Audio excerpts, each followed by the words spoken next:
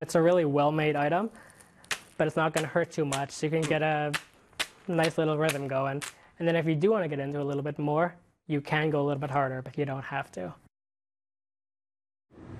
An eye-opening assignment today, to say the least. In the wake of the Bruce McArthur investigation into the alleged serial killer, there have been some community concerns over what is a healthy relationship and the fine line between when one becomes dangerous, especially when there is violent or rough sex at play. Now, some have pointed the finger at the BDSM community. Today we visited Kink on Bloor as we got an explainer into the kinky culture. Tell me a little bit about the people that walk through this store. We get so many different people, younger people, older people, people of all different backgrounds. We get a whole slew of characters. For those at home that don't understand BDSM, give us a simple explainer. Really, it's about power exchange. So it's about playing with one partner, having a little bit more power, so to speak, over the other.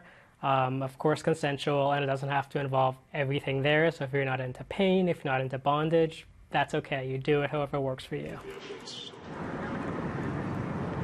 Late last month, I spoke with one man online who told me while he was visiting Toronto from Brazil, he was sure McArthur had reached out to him on a gay dating app. He claims McArthur said he was looking for someone into violent sex and that he wanted to, quote, spank really hard until you cry and ask me to stop, and someone who was into asphyxiation.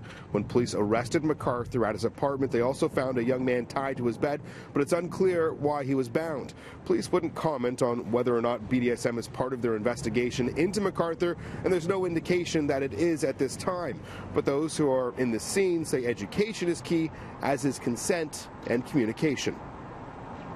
Make sure you know what you're doing. If you're engaging in bondage, for instance, that can be something that if you don't know what you're doing, you can, pinch a nerve, you can cut off blood supply. How fine is the line? Is it dangerous? It can be, as long as you're practicing it safely, as long as you're checking in with your partner. It's not that dangerous. Of course, everything has its degrees, but as long as you're practicing it safely, you should be totally fine, and you should be able to have a hell of a lot of fun. Now, there is a legal gray area when it comes to consent. Some law experts will argue that you cannot legally consent to being bound or gagged, punched or choked during BDSM.